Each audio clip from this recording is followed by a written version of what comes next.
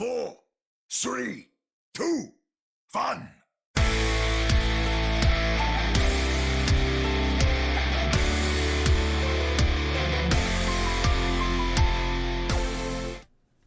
Welcome to a bonus edition of the Ready, Set, Pwn podcast, your premier source for everything to do with the Vancouver Titans. I am Chris at Lightforce, the solo voice for this bonus episode that we are broadcasting live on Twitch, YouTube, Facebook, Mixer, as well as Periscope on Friday, May 1st. It is 8 p.m., just after that Pacific time, and I thought it was appropriate to tune in and share some thoughts on the Vancouver Titans. As many of you know, one, if you tune into the podcast, or two, you've just been following along on social over the last few days. Some things have started to occur. So I thought what I would do is kick off this bonus edition to share some of my thoughts on what has taken place and provide some insight as to what I will think, or what I think will happen over the next few days as we get into next week. Because, again, if you tuned in the last episode, the one certainty that we have here, and I should probably put certainty into air quotes, is that the Vancouver Titans play next weekend. And that is, again, playing against North American teams, at times conducive to North American teams. So, the hope is that I can provide that insight to you, for those listening in live, but also for those of you who will be listening to this bonus episode through your normal podcast listening habits. And then for those of you who are here live, I'm going to try to answer some questions that you might have. Again, all it is opinion, conjecture, and I'll do my best to address them live. So, again, solo show. Might as well go into a abbreviated version of the payload. Moving the payload. Join me. Last episode, we said that there is likely going to be change of some sort. And we didn't know what the change might be. We kicked around the idea that it might impact player personnel. And again, I mean, we look back at what has transpired over the last few weeks in the world of the Vancouver Titans. We had a number of players quite visibly remove any association of the Vancouver Titans from their social media accounts, from their names in Vancouver Titans Discord, and we started to see some really odd conversation.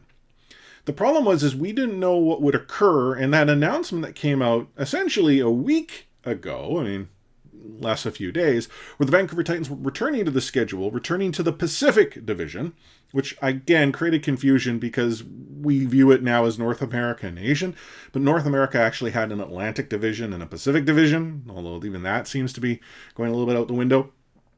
But that confusion, that was created was based on the fact that we knew we currently had a roster all based in Korea.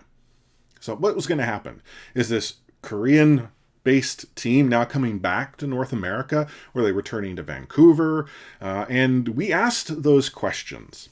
So before I actually talk a little bit about what's happened since, I wanted to provide a quick update that I was able to get, and I sort of jokingly say get, since the last episode. So I asked a bunch of questions of the team. I had sent it in through normal channels, and I had not heard anything back in time for our previous episode.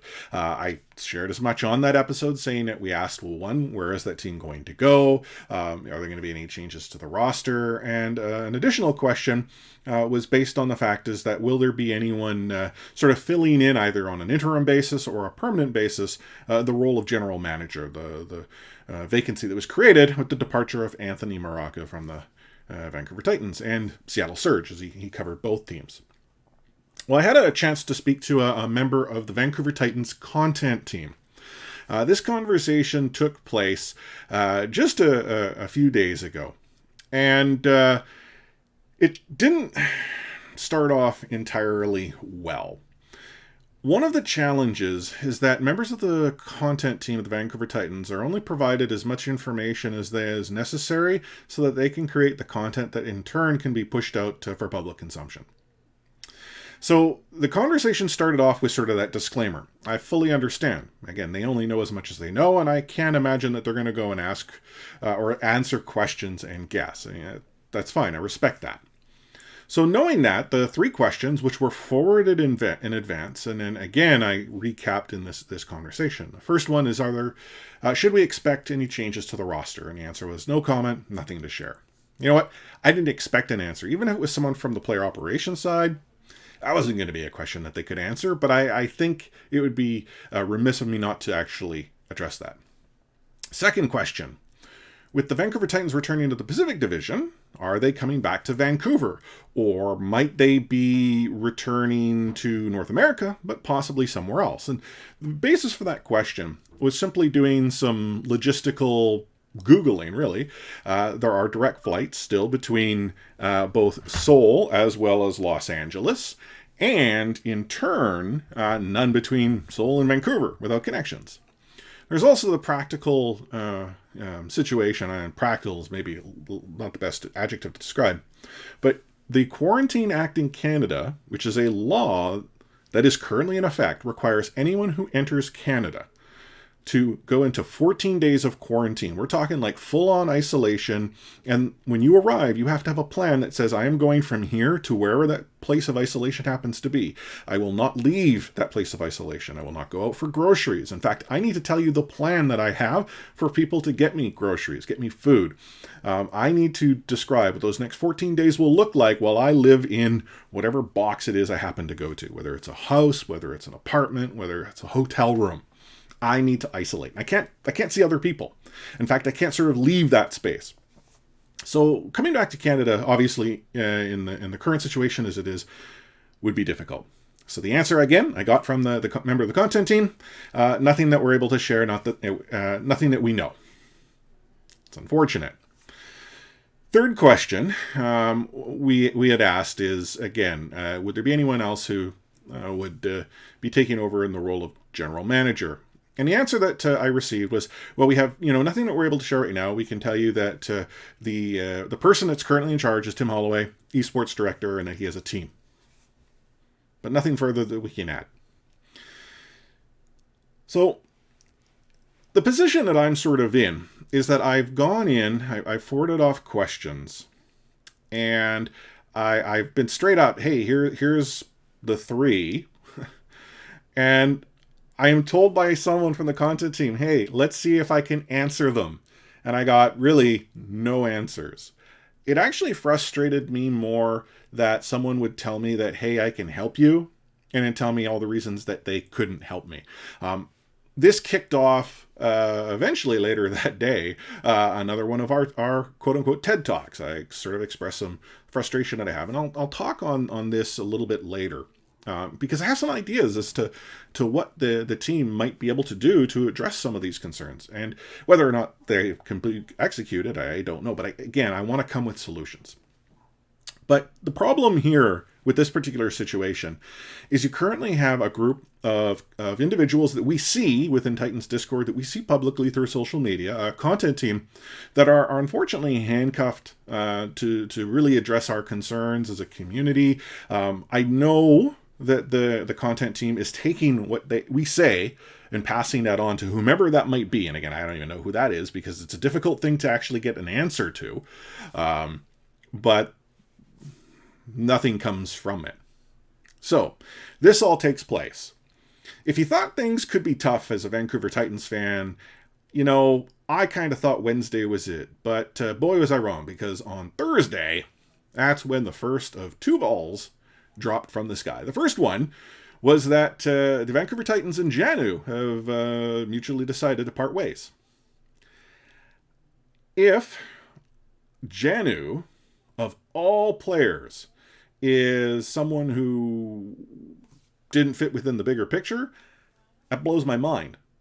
If only because he was actually one of the few players on the previous roster, because again, we don't know what the current roster really looks like, on the previous roster that hadn't completely severed ties with the Vancouver Titans. And again, this news came out. And indicative of how this all goes down, JANU, shortly after the announcement, tweets, "I am free." Now, a couple things about this. One, if he's in Korea, he was up mighty early, knowing that this was going to happen, because when he tweeted that announcement, I would have imagined it would have been in sort of the wee hours of what we would know as a normal morning. He subsequently updated his social media to indicate that he's a free agent, and there's the first of 2 balls that drop. About 30 minutes later, news comes out that the Vancouver Titans and coach Pajon have mutually decided to part ways. And soon after that, Pajon goes and shares news that yes, he is no longer with the Vancouver Titans. He is sad to leave. Thanks to the fans for the support. And he too is now looking for a team. In between all of this taking place, you also had Vancouver Titans players communicating to each other on social media in very cryptic fashion. And what's weird about this is it's now sort of gone long. It's drawn out. We've gone 30 minutes. Pajon is no longer the team. So as a community, whether you were in Titans Discord, RSP Discord, on social media, Twitter, Reddit, wherever it happened to be, suddenly you're like, oh my goodness, things are happening. You've got Overwatch League talent actually engaging, saying, oh my goodness, things are happening.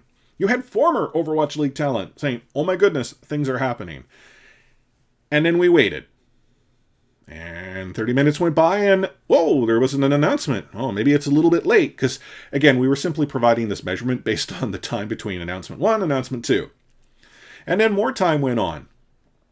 And at this point, we've now entered this phase of a slow, painful death. We are being exsanguinated. Blood loss is happening here, and it is just, there's no end in sight. Eventually, we got a note from the content team of the Vancouver Titans that there was no further announcements for the day, this being on Thursday. And that's, again, all that we have available to share. So for those of us who were smashing the F5 button on our keyboard trying to refresh Twitter and trying to understand where these announcements would be trickling out from, we now decide, okay, well, what does this all mean? Now, initially, myself, Sam, as well as Omni, we had talked about, should we come together and record a special episode, have a live stream? Because, this is big news, and we've always said that we would go live if big news were to hit. Unfortunately, that didn't really happen, because, again, we lost Janu, we lost Pajon. Technically speaking, the roster still has the numbers to compete in the Overwatch League. The minimum is 7. And there is Yang Wan, and Dante is on the coaching staff. So technically speaking, there's a roster to play technically next week. The problem is, I don't necessarily see Janu as being the last roster player as not being part of the team. In fact, I think that's a feeling that's held by a vast majority of those within the Overwatch League community, let alone us here in the Vancouver Titans community, as unfortunate as that might be. So that kicks off today, Friday. So everyone sort of gets the start of their day and wait for the announcements that are going to come. And we wait. And we wait some more. At one point in RSP Cord, we started talking about white spot burgers. And if you've never experienced a white spot burger, you need to try it at least once. Triple O is the bomb. But why are we talking about white spot hamburgers? It's because what else are we going to talk about? We're all expecting more news, more juice, something to occur with the Vancouver Titans to make more announcements. And we wait. And we wait longer. And we wait some more. And then eventually the content team shares in Vancouver Titans Discord, hey, just so that you're all aware, there are no plans for any announcements today, and once we know more, we'll let you know more. Well, as we've seen with the Vancouver Titans content team, they do let us know once they know it. The problem is they find out after everything is done. So, they're sort of living in the same world as we are. But again, if there are no further changes, let's say that hypothetically there are no further changes, that these were the only two. And yes, the release of Janu doesn't make a whole lot of sense, but who knows what's going on behind the scenes. And yeah, that might introduce a huge hole in the Vancouver Titans roster. But let's say hypothetically there are no further changes. I would think with how the community is approaching the news, you would come out and say, hey, we're excited to be returning next weekend. We've got this roster. We've got a plan. But that's not happened. And the difficulty that we have in regards to this type of news is that the Vancouver Titans do have history of sort of trickling information out and then eventually trickling out some more, but never actually giving us the full, hey, we're done. As a big fan of traditional sports, the hey, we're done is something that does occur. The struggle that we see is that we don't know as fans what's going on. We know there's turmoil. We know there's craziness that's happening. So with that being the case, the organization has currently left us as fans and as a community in complete limbo. Might there be more? I think there will be. Just sort of watching some of the comments that are coming in through chat right now, is that, is there hope for the runaway roster? Honestly, I don't know. But I don't see how we recover from what we currently view. Is it possible that a player or two might stick around? Sure. But everything got thrown out the door when Janu was the first mutual departure. I know nothing of what's going on behind the scenes, but he would have been the last name, or at least one of the last names on my list as to if there needed to be a change of being made. The other thing to consider as well, and I concede that maybe mutual sort of agreements to sort of go in different directions might be easier to execute. Could it be that there are trades that might be happening? And trades involve more than just a team and a player. They involve teams and players. And so there are I's that need to be dotted, T's that need to be crossed. And in that particular perspective, that could take time. I think that's where sort of many of us in the community sort of thought, okay, we're going to hear more on Friday because Friday will share with us the things that are taking time. Didn't get anything today. Maybe tomorrow, Saturday, maybe over the course of the weekend we'll get more. But to that point, what should we think about the roster? as unfortunate as it might sound, I think what we saw last compete is going to be quite a bit different when we see the Vancouver Titans return to the Overwatch League schedule next weekend. And I'm not sharing anything that I know. I actually know very little. But, based on there being as much smoke as there is, based on the small change, and I mean, it's a huge change, but the small change we've seen, yeah, tough spot. So, what does this all mean? Well, if I were to hazard a guess right now, the decisions to whether it's release or trade players, they have all happened. Right now, it's the paperwork process that's currently hanging things up. Also, on top of that is as players and changes are being made, I would imagine new personnel needs to be brought in. Could there be new coaching staff? Could there be new players? Could there be new administrative or operational staff? I think there very well could be. The wild card in all this, it's not like you can sort of, head down to your Overwatch League store and grab a team as one might want to do. If the top tier players are already in the league, you can't just go and pick and choose. Teams would have to want a deal. And then on top of that, you have this little pandemic that is obviously going to go and add some strain to the entire situation. So when it comes down to it, what is it that we do know? We know that Janu's gone. We know that Pajon's gone. We know that the Vancouver Titans technically have enough players to play, but we also know that the Vancouver Titans will be returning to play against North American teams at times conducive to North American teams. So there's one of two things that are going to occur in that world. One, the team returns from Korea to somewhere in North America where it's more convenient. Can't imagine the stress that would be involved in that, but I guess that's hypothetically a possibility. Or two, the team stays in Korea, accepts that latency is going to be horrible, and by the way, you need to wake up in the middle of the night to play a match. So, if that's what has to occur with the existing roster, then plan B is you have a roster change. And that's where you might have a team in North America. And again, who is that? Don't know. And there's been rumors on social. There's rumors on Reddit as it being a particular contenders team, tier 2 team being brought in. And, at this point, the Vancouver Titans are not in a position of strength. Like if arguably they're going to go and click the reset button, they're doing so in the middle of a season, in the middle of a pandemic. You don't necessarily get the choice of the litter in that particular perspective. And so that takes us to that point where, what next? So, I told you right straight at the top, I have some ideas. Now, I have to give some credit to those in the community. One of them is Richard Eng. You might know him as Great Root Beer on Twitter. He has been an integral part in the Overwatch League community, both with the New York Excel as well as Toronto Defiant, helping set up and being engaged with the Five Deadly Venoms supporter group in New York and Toronto Alpha Flight in Toronto. He is who I would consider a thought leader in this space. And if there's anyone from the Vancouver Titans that are currently tuned in, you need to seriously sit down with him. Have a conversation. I would love for someone like Richard, if not Richard himself, to be involved. But sit down with him. He's got great ideas. And he's not the only one. There are many of us in the community, some of our own listeners, some within the Titans community. I mean, us at RSP, we would love to help. And I think for all of us, we simply want to move the Vancouver Titans forward. We want them to be successful.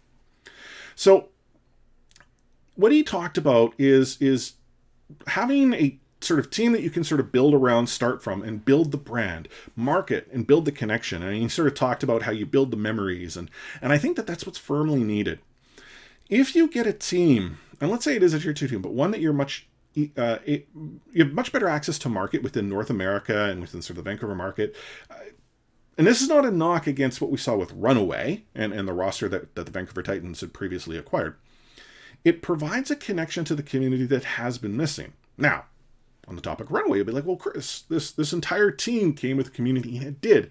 But there's always been a struggle because if the team is in Korea, as they are, it makes it much more difficult for the team to be played in North America. And if you're looking to, ingrain yourself into the Vancouver market, unfortunately, that's a con. That's not a good thing.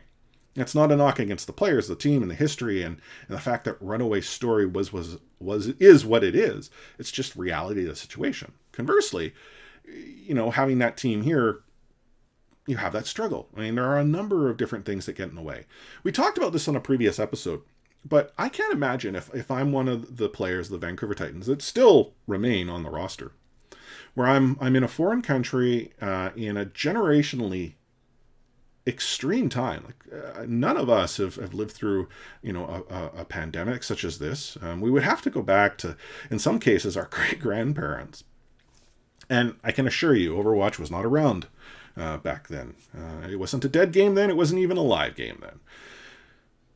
But if I'm them and I'm young and I'm in a foreign country, I have stress. So I would want to go home. But again, there's a lot of things at play. So, to the point, like what can be done? I think you need to go and embrace that at this point, we're going to have to get what we can get. So what is it that we can do and where can we generate some form of win from this bad situation? And I mean, I don't think anyone wins at the end of the day, but if you're looking for positives, you find something that you can go and build a community around. It is extremely important to understand, and I think that you who have tuned into this live stream and those who listen to our podcast know, it's we, the fans in the community, that make the Vancouver Titans successful. Now, we have a relationship between the two. One does not beget the other. But if there's no one there to pay attention to the Vancouver Titans, there's no one there to buy merch, there's no one there to talk about the team, there's no one there to talk about those memories that are being created. And memories that are being created is something that Richard had really stressed as important, and I completely agree. Without us, what's the point of having the team? The brand doesn't have any form of purpose. So, if anything, the Vancouver Titans need to go and press that reset button, find a team that can at least get us to watch players play a video game at the best level that they can, and then look at a way to get the community built up so that when we go into the following season, and boy, do I hope that there's another season, at that point, you make it better. You take a holistic approach and hope that you can turn things around. I am not going to go and suggest that there is an answer that's going to go and solve all problems. I mean, think about it. The Vancouver Titans, they picked up Runaway, and they were essentially one win away from winning the whole darn thing. As a Vancouver sports fan, I've been there a few times, unfortunately. But what we've seen take place this season is a combination of a number of unfortunate events and a number of things that we as a supporters group, as fans, as a podcast, don't quite know. And the reality is things have gone south. So the only thing that I can ultimately look at is what it is that I see with my own eyes. And that's where I feel that the Vancouver Titans lack the ability to connect with us as a community. And then in turn, from there, show us fans that it's worth continuing to tune in. So, there you have it. My 2 cents. Now, the other component that I sort of wanted to touch on here actually has to do with community. So, I've seen a number of things take place over the course of the last few weeks. It's one of the reasons why I became that old man that yells at clouds over the last week specifically. But you see the Dallas Fuel send out a care package with a personalized note, thanking their fans and some of their biggest fans for supporting them. You have the San Francisco Shock, and as much as we as Vancouver Titans fans sort of love to rag on them, and that's a rivalry. I think there was some life to be had out of that rivalry. But you have the San Francisco Shock just today have a fan showcase. They're actually talking about one of their biggest fans and telling the story of how he became a fan of the Shock. And it was an evolution that occurred well before the Overwatch League, came to be. And the story that was told showcases someone within the community. It shows, hey, here's someone. And one of the things they said is, I get to talk to other people. I've told all of our listeners and those in RSP Cord, and I say this, every so often on the podcast. One of the things that excites me the most is I've been able to connect with people that I would have otherwise not been able to connect with if it wasn't for a video game, Overwatch. And then from there, by extension, the Overwatch League and the Vancouver Titans. Sure, we may have crossed paths at some point in time, but I don't think we would have ever been more than 2 ships, passing a night. We wouldn't necessarily known we were there. And it's the team that's brought us together. So what the Vancouver Titans could do is they could look for those same stories and show what being part of something special really is. I shared an actual TED Talk. And I encourage those of you who've not actually seen this video to actually check it out. A gentleman by the name of David Sivers talked about leadership. And the simple premise is that leadership is about embracing your followers. True leadership is not a person that says, here's what I am going to do and you're going to do it with me. True leadership is, here's what I'm going to do. I'm going to put myself out there. And if you want to do this with me, please come on board. And what it starts off with is a guy dancing at a concert, and he's standing on the side of a hill or a mountain, and he's just waving his arms in the air. Like he's dancing how I will dance. And trust me, it's not pretty. But he's having a good time. And someone comes over. And when that person comes over, yeah, I'm going to have a good time with you. It might have been a joke. It might have been like, oh, this is kind of silly. I want to be part of silly. And the two sort of, they embrace. They're like, yeah, and they're all, dancing silly. And then a third person gets there. And see, that's when things start to change. A community is being formed around someone who's doing something, who's standing out there, and another person comes over and they want to be part of it for whatever reason it happens to be. And then a third person, and now you start to sort of see this organic growth take place. So how does this relate to the Overwatch League, and specifically the Vancouver Titans?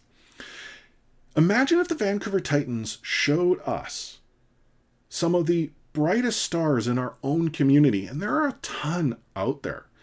And I can't go through all the names, but like you have artists like Jesse who puts together some of the greatest artwork.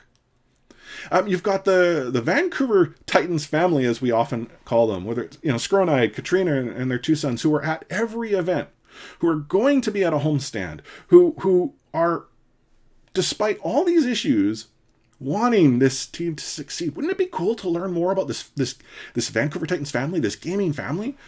Because we can start to sort of draw these parallels, and we can correlate these similarities. And like, I kind of want to be part of that. I want to be part of this special movement.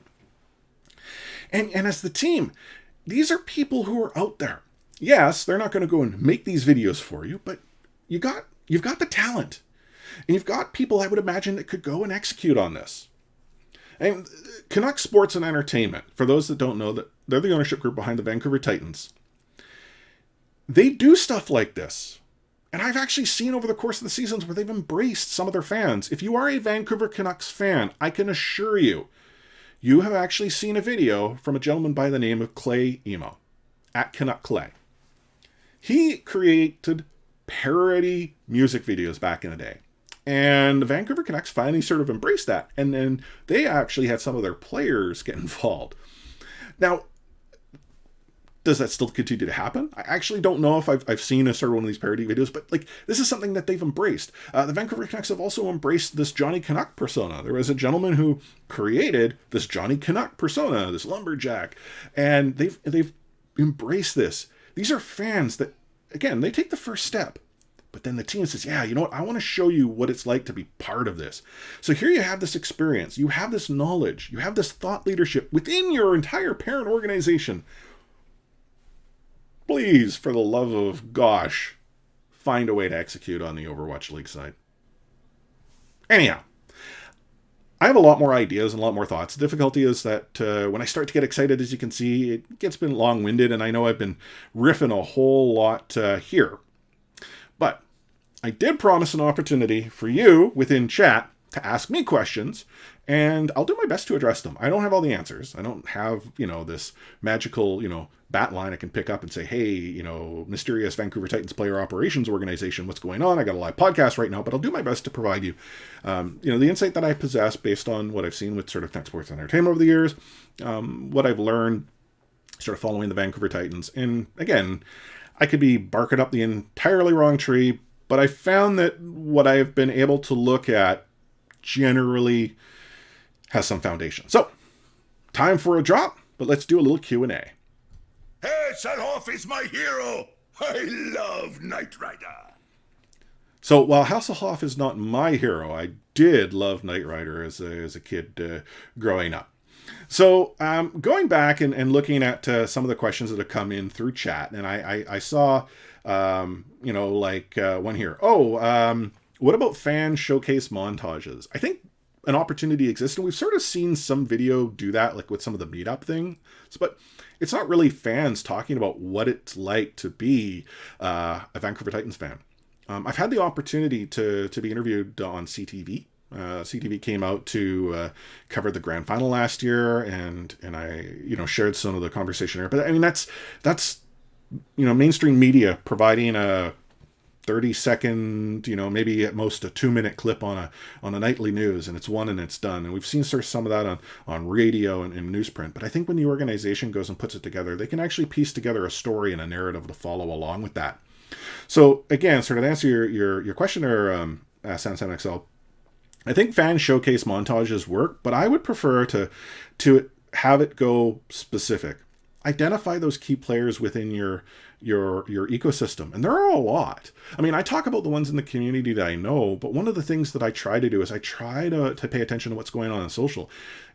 The Vancouver Titans brand is international. Now, some of that has to do with the fact that they picked up Runaway, and I concede that may change between now and when we next broadcast an episode, or two when the Vancouver Titans next play.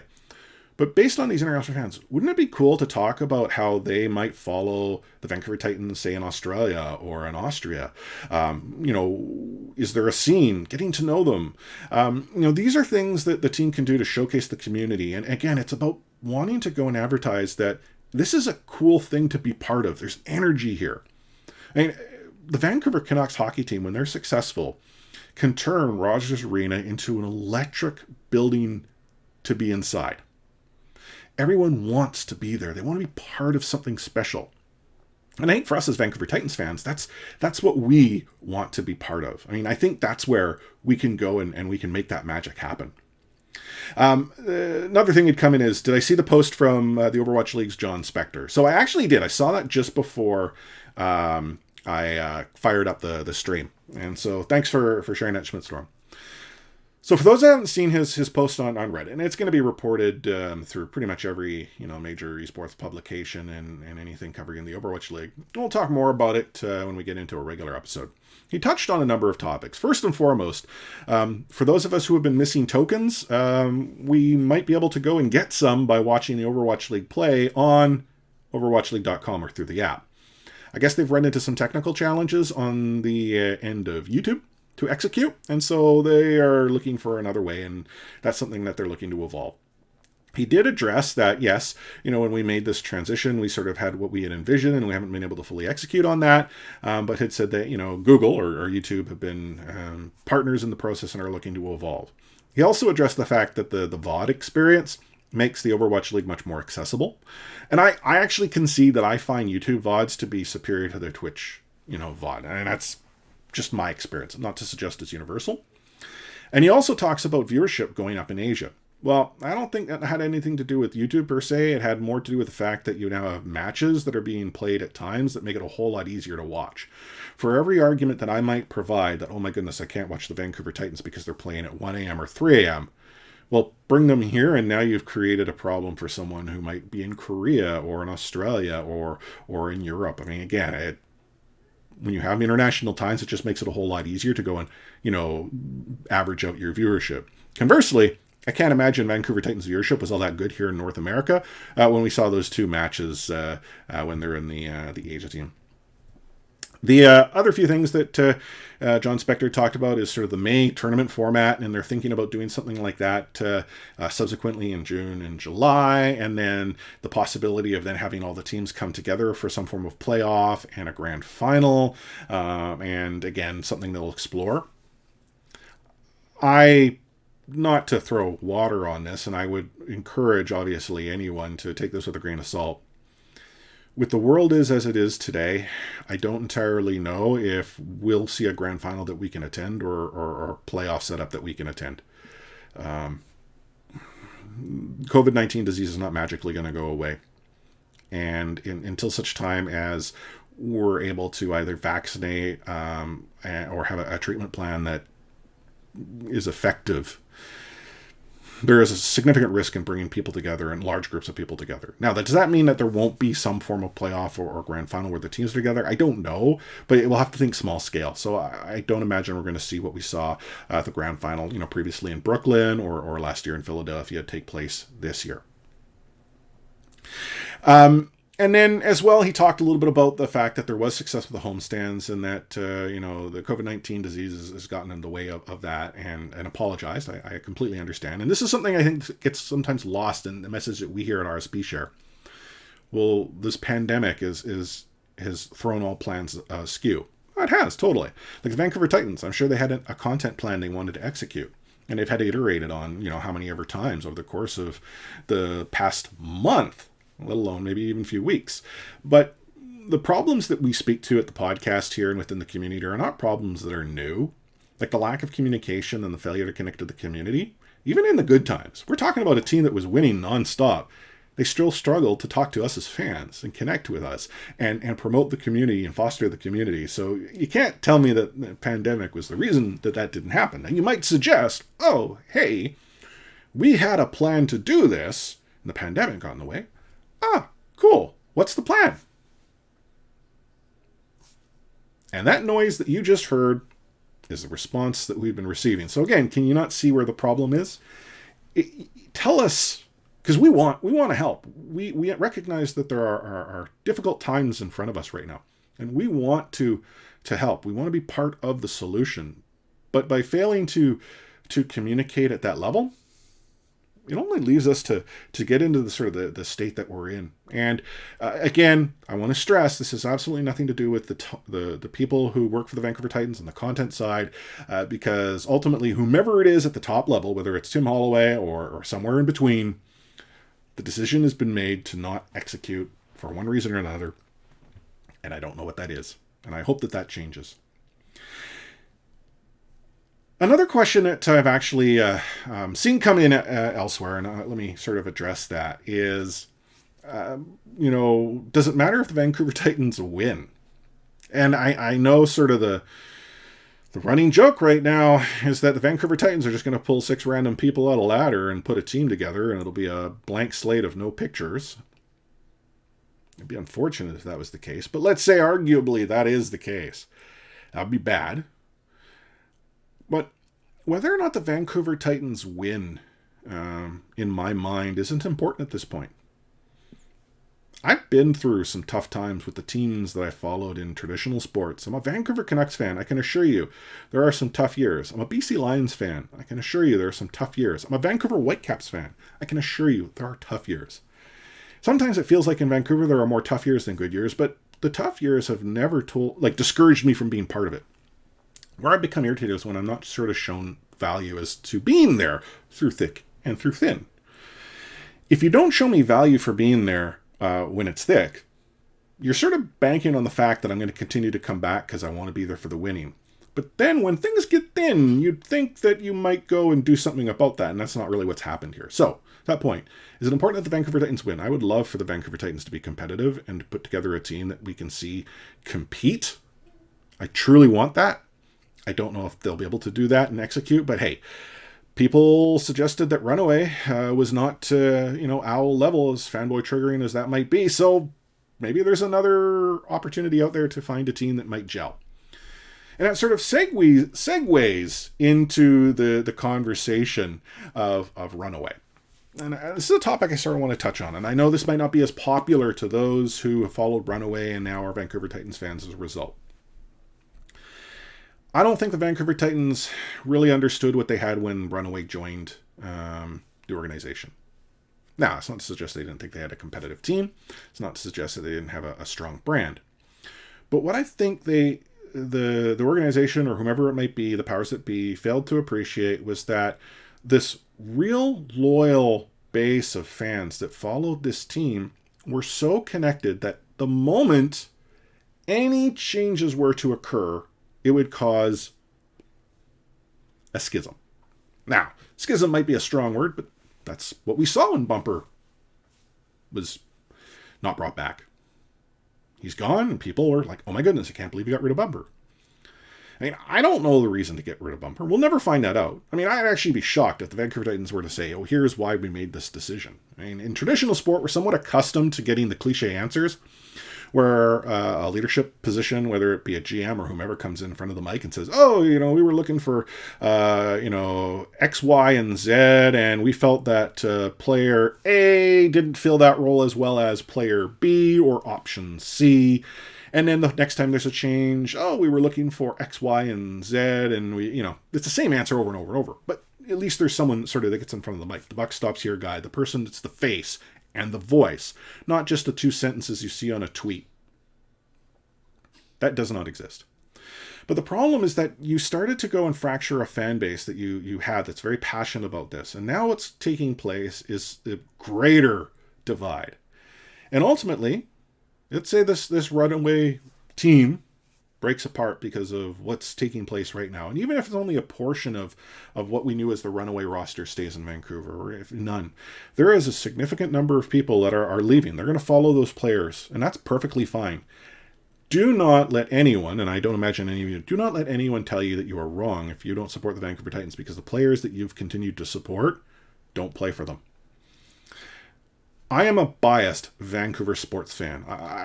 I'm going to cheer for the Titans, and I'm probably going to also continue to hold the Titans to task for as long as they might exist. That's what I will do. The Vancouver Titans could go and dress Team RSP, and if you happen to tune into our live stream when we took on Timberflynn Concepts, you can obviously imagine what that would look like. And I would still follow the Vancouver Titans. But there are going to be a lot of people that won't. So again, this sort of goes back to the other issue, is that if that's going to happen, you're pressing the reset button. It's time to reset your brand. It's time to go and build a new foundation and build up from that. The Vancouver Titans brought in the pre-built. It's like a prefab house, and what they ultimately have now come to a conclusion is that maybe the house isn't exactly the way they had wanted it, and they've tried to make adjustments. They've started to renovate a little bit, and they might maybe be renovating the entire thing for all we know. But it's time to start fresh. And that, again, I think if the Vancouver Titans were to have a time machine, I seriously wonder, did they go back in time and give up the success that they would have seen in that first season with a team like Runaway and possibly go this direction that they are going now, whatever it might be, if it's a matter of simply, we're going to go and build it up from the ground. Yeah, we might take some existing pieces to help with the foundation, but we're going to build it from the ground. Whereas the success that we saw with Runaway also brought with it Runaway. Anyhow, I don't know what that would all pan out to be. So just sort of going back, and again, I apologize for missing chat. I am not going to go and talk about NBA as much as there are those like Omni who happen to jump in a chat here might suggest I do. NBA is dead to me. Question, what if we get an all-Canadian team? If we're going to get bad, might as well get a connection with the players. So I've talked about this on previous episodes, how I thought that Toronto, in picking up Canadian players, was making a smart marketing decision. They're sort of they're wrapping themselves in the maple leaf. Now, they're not exclusively a Canadian roster. Let's make that very clear. But it was a spot that they wanted to own. Now, I don't know the decision process, but they decided that we're going to own this space. Could the Vancouver Titans go and do that? Yeah, maybe. I mean, the Montreal Rebellion, which the Toronto Defiant tossed aside, I mean, it might be an opportunity, but they're, again, not all Canadian players. I'm not against the premise, but then if you do that once, you can't then suddenly go to an entirely different roster after that. Like, I don't see how that executes very well. Again, you wrap yourself in a flag, and then suddenly you go and toss that flag aside. Canadian nationalism is a card that you can play once. And if you choose not to play it or you pull it off the table, you can't just come back to it. It's going to take some time before you get there. Now, as far as where a team might be, I think it'd be a collection of players. Like, we got to consider if they're playing North American teams in North American times, maybe it's a collection of players all playing from different locations. I mean, as unfortunate as that might be, at this point in time, that might be the only ability that that can execute on. Is it necessary to be Canadian? Could it be American? I guess as long as speak fluent English. So the question here from Milk Tea 108, I don't necessarily believe.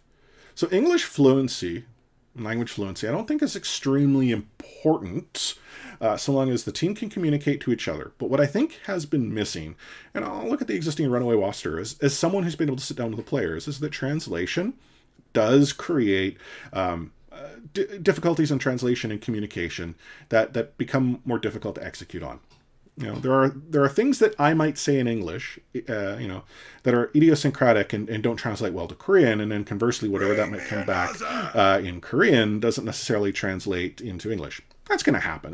That's where, yes, you might have a translator, and we at RSP here, we've relied on Michael G at Sungwoo Jim on Twitter. And he's done a phenomenal job. But it's a game of telephone. You're essentially getting a quote-unquote middleman to pass a message along. And there's always going to be things that get lost in translation there. Now, on the language note, though, if the team can at least communicate to each other at an acceptable level of whatever language it happens to be, there needs to be a player, and I would think there would need to be more than one player, that has the capability of connecting to a Vancouver market where the primary language is English. I mean, it's sort of an expectation. And we talked a little bit about this in RSP Core today. When it comes to North American sports, the expectation is that you're able to go and talk in English. You're in front of the media, you're talking to other players, going to the restaurant. Now, translation sometimes does take place. Some of the older players who speak a foreign language will help them along, but the players themselves will start to develop some form of capability. And I think the Vancouver Titans were. I mean, I had an opportunity to interview a number of them, and they could understand English, and they attempted. Like, I remember Bumper tried real hard to talk in English, and it was a phenomenal effort. Like, I love that. And Dante, he has a special place in my heart here. He came up to me and communicated in English. And when I tried to sort of use translation, he's like, no, let's talk in English. I want to practice. This is a guy, and I really hope he sticks with the team. And if he doesn't, I do wish him very well wherever he happens to go. But, it shows me that you care and allows me to build this connection that I otherwise might not be able to build. Now, I'm not suggesting that if, a team or players can't speak English, you can't connect in the community. But then as an organization, you have to work additionally hard to find ways to ensure that communication is taking place. And if you were to consider, let's say a 2-minute video is produced, do you know how much time it would take to produce, to translate, and do all that? It's just exponentially more time and effort. So I think just from a perspective of ease, English fluency, at least with a handful of players, is important. The Vancouver Titans are retiring from Overwatch to play Pro Valorant. Thanks, Omni. Good to see you're still trolling here in chat. Real talk from Schmidtstorm, and this is a shot for Timberflint Concepts. Would they beat Boston? Well, considering how they took Team RSP to task, maybe. But I know Boston is the meme, but I think the Boston Uprising do beat Timberflint Concepts. Let's see here. Other questions that are coming into chat. I'm scrolling through here. You see, this is the great thing about this community. You guys are having your own conversation about the team players, the Overwatch League. You don't need me here. I should just be here, following along the conversation that you're having. KYJ92. I wish the Vancouver Titan Court had player chat rooms like other teams do. So, this is something we've actually touched on previously in the podcast, and it's a topic that's come up for discussion in, Titans Court, as well as in RSP Court. The Vancouver Titans players joined Discord for the most part. Fisher and Rujehong he had yet to join. I don't know if we all ever see them join. The players were there. The only time that I can recall anyone from the coaching or player side of things that actually said something was in Dante. Again, I already told you the steps he went to talk to me individually. And he talked in Discord. But it wasn't something that really ever took place. And I don't know why. I don't know if it was that the organization didn't encourage it. I don't know if the players, didn't feel they could. I don't know if the players wanted. Like, again, I'm not going to go and speculate. It's just that it didn't occur. And that is something I do see that happen in other, team Discords where the players are involved. I talked about this in my TED Talk. Look at the Seoul Dynasty. I mean, you've got the COO, Arnold, not only talking in Discord, but engaging fans on social media on Twitter. He talks to Vancouver Titans fans. I would love to have someone like that with the Vancouver Titans. But hey, you know what? It doesn't have to be the COO.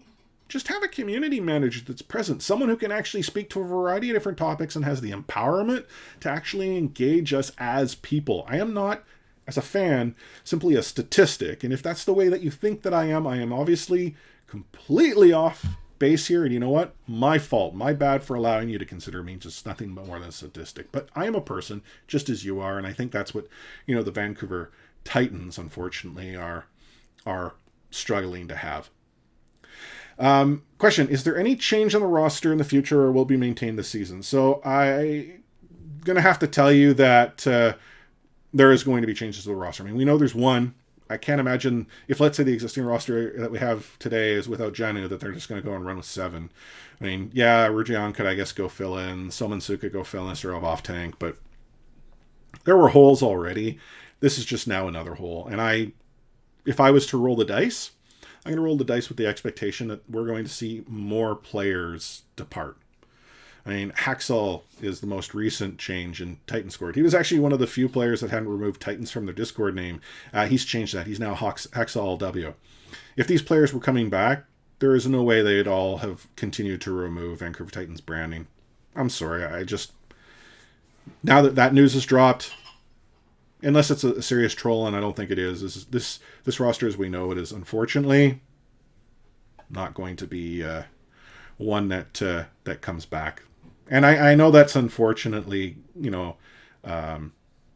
sad news to share, but it is just my opinion. And hey, all we can do as fans is wait for news to come out. Oh, first rule of leadership. Everything is your fault. Oh, Omni, man, you should have joined me for this. If you were going to join chat, you should have joined me. But I know you were concerned. Milt C108. Since the group that manages Titans have experience with other organizations, they should have experience with communication with fans. Why do they not do the same with the Titans? Or are they like that with other organizations too? So, first and foremost, and this is just, again, me, in my view, from the cheap seats.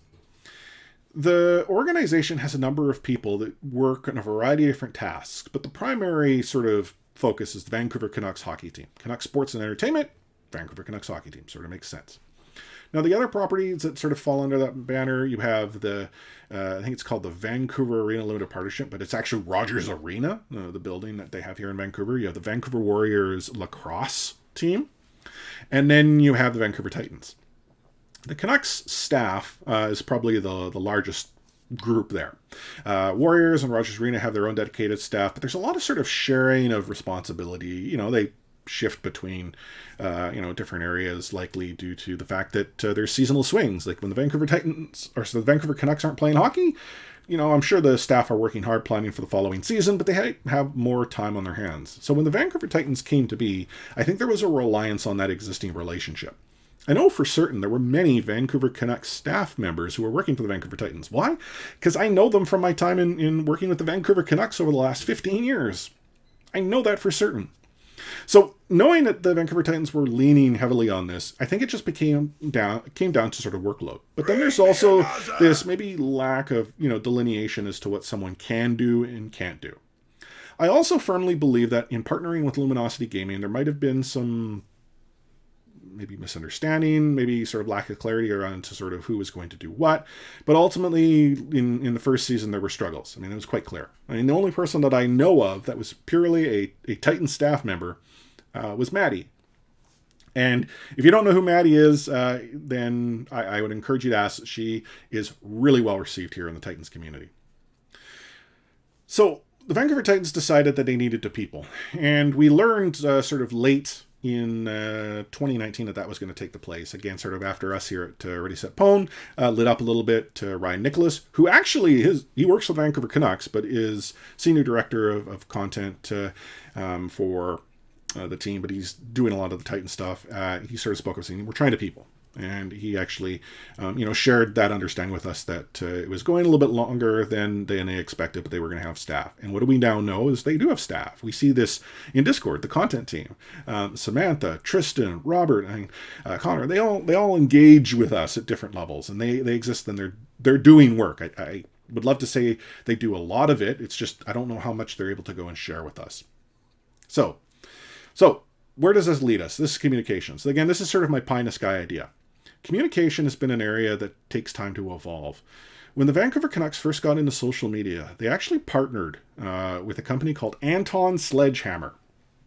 This company launched this live blog experience where they actually took the community, the Canucks.com forums, and they took this social media community and they had it sort of as a fan-run experience. I didn't get the opportunity to actually go in the building, but they actually had fans in the building moderating and running this live blog experience. And then Twitter sort of came out of that. And originally, they also managed the social media account. The Vancouver Canucks then brought someone on contract to do social media, and that contract position then became permanent, and over the years, what became of @VanCanucks turned into a number of different accounts. There was Canucks Game, Canucks PR, and now we have @Canucks. So, why does that correlate to the Vancouver Titans? Well, in my experience, it takes time for this type of stuff to sort of build out. For one reason or another, it just does. And so year one, didn't really exist. That was unfortunate. Year two, still not existing. The problem is it's actually much more significant because there doesn't appear to be someone in that place that can do that work. Level 99 had sort of that partnership in year one of the Vancouver Titans and sort of was present. But again, it's not like they were better. I would suggest what we have now with the content team that the Vancouver Titans have is better. But again, there's this ability where someone is empowered to actually manage the community. If the Vancouver Titans have a community manager, I don't know who that is. I truly don't. I actually don't know who I can go and talk to. I have different contacts. It's just I get kicked down the line. I mean, this last conversation I had with someone from the content team, I said, I'm going to answer your questions, only to tell me I can't answer any of your questions. So if we can, I'll ask you, do you have a community manager? Are there any plans to have one? Oh, what would, the decision made is to not have one. I have bigger fish to fry right now with the roster. So I guess to answer your question, are they like that with other organizations? No. They do foster the community. But see, the thing is, like the Vancouver Canucks, and I'll use them as a specific example, their forums are run by their community. Their fans are what makes that happen. The live blog was what was run by fans before they brought it in-house. They used to have these meetups called tweet-ups. It was fan-driven. The fans were the ones who actually made them happen. The Canucks then slowly came in, and then eventually they took those meetups in-house. They brought them in-house. They monetized them. In fact, they were partnered with Boston Pizza, and that's where they had those tweet-ups. So they have an experience here, and they do bring things internal, but it takes time, and I think that might be what's happening here. But again, if anyone from the Vancouver Titans is listening, myself, many of us in the community, we would love to share with you our ideas. I mean, some of us will give it to you for free. You can't argue with free. Anything else that I can address here? And we are sort of coming up to an hour, and I'd love to continue going on, but I had promised the wife we wouldn't go too long. Again, bonus episode, and we'll have more to say. I imagine Omni and Sam will be back for our regularly scheduled episode that will go live Wednesday high noon as they normally do. Couple points here as to sort of interaction, NHL fan interaction. I think it would vary based on teams. Teams in the United States tend to interact at a different level than the teams in Canada do, but that has to do with sort of the fans in general. I would suggest that Canadian fans, for whatever reason or another, culturally embrace hockey, whereas in the United States, there's an embrace of basketball, football, NASCAR. Like, hockey is not always number one, even in markets where those hockey teams are really powerful. Anything else that I can quickly address here? Is it time for the Polar Bear Hour? BPB, I wish you were here earlier, but we'll get that in. And yeah, I think we've sort of reached the end here. And if there's any other questions that might come, anything else that you want to hear from me, I would love to address them. Again, this live stream and this bonus episode, it's free-forming, as you've probably found from many of our previous sort of bonus episodes. It's kind of like we just throw her into neutral and we let her go. But it is something that I felt was important to do. I mean, it's Friday night. For those of you tuning into the podcast, bonus episode, you're going to be hearing it Saturday or over the course of the weekend. There's going to be more changes. If you are a Vancouver Titans fan, I'm going to encourage you to buckle up because it's going to be a wild ride. The ride is not over. The only thing that we know for certain, and again, certain with air quotes, is the Vancouver Titans are going to be returning to the Overwatch League schedule next weekend, playing 2 matches against teams in North America, at times very convenient to teams based in North America. I'll also ask if you haven't done so. is to join RSP Cord, or what would be known as Ready Set Pwn Discord. I mean, many teams and many supporters groups, many podcasts have Discord communities. We're no different. But one of the things that I've really been proud of is that our community has really embraced the idea of looking for this Titans team to succeed. And I know for some of you who are part of the community, if the changes occur as they are trending to occur, that might not be the case anymore. But I encourage you to remain part of this community. I don't want RSP to only be, pro Vancouver Titans or anti Vancouver Titans. I mean, we want the Titans to succeed. It's the team that we're always going to continue to talk about until they are no more. But I'd like to think we take a very pragmatic approach to our support of the team, but we're also wanting the Overwatch League itself to succeed. It's sometimes difficult. When you have someone like Sinatra leaving, and I should point out that John Spector had said, yes, the MVP skin will be released, and he wishes Sinatra well as he, goes on in his sort of esports career. But I love playing this game. I know it's sometimes tough, and I don't play it competitively, and so maybe that's why I continue to enjoy it. But it's not the actual game that keeps me coming back. It's the friends that I'm making playing this game. It's hanging out with people and having a good time. This game should be fun. The Vancouver Titans and us supporting them should be fun. Yeah, fun, maybe not 24 hours a day, but at the base level, we should enjoy supporting the team. We should enjoy watching them play. We should enjoy watching them win. We should enjoy watching them lose. If there's one thing that I miss about Season 1 is some of the fun stuff that would happen. Like, yeah, Bumper used to do bumper things, but that was part of the fun. Sometimes bumper things were good. Sometimes bumper things were horrible, but we enjoyed that. And that's, I think, what's been missing this year, obviously for a variety of reasons, and I do hope that the Vancouver Titans can look to get that back. If no news comes out between now and our next episode, that would be very unfortunate. I can't imagine the position that we're in right now where we're stuck in the state of limbo as, the fan base simply twists in the wind, but it is what it is. You can rest assured that we will be back with more information. We are your premier source for everything to do with the Vancouver Titans, and we aim to continue to maintain that. And one last thing, as we do on each episode, at least over the past while, is let you know about the Extra Life campaign. So for those that don't know, Extra Life is a campaign that has a simple premise. You play games to heal kids. And it's in support of the Children's Miracle Hospital Network. And specifically for us here at RSP, we're supporting the BC Children's Hospital Foundation. We are fundraising over the course of the entire year to help those sick and injured kids by raising money for much needed equipment, much needed space, and ultimately the little that we can do to bring them towards that goal is for us what's most important. Now, I understand in the current state of the world, not everyone may have the opportunity to go and contribute money towards this campaign. I get it.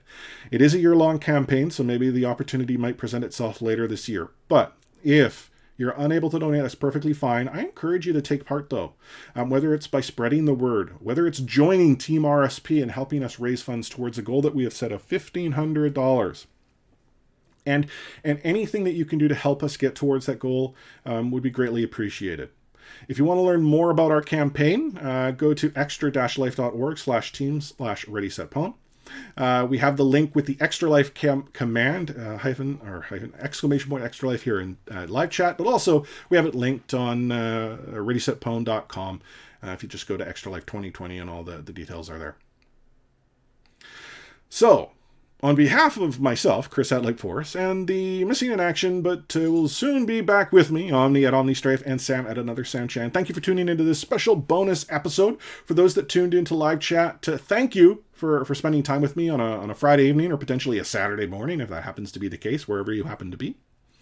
We will be back, as we always are, each and every week, and we will talk to you about everything there is that you need to know on the Vancouver Titans. So with that, those magical 2 words you've been waiting for. Catchphrase!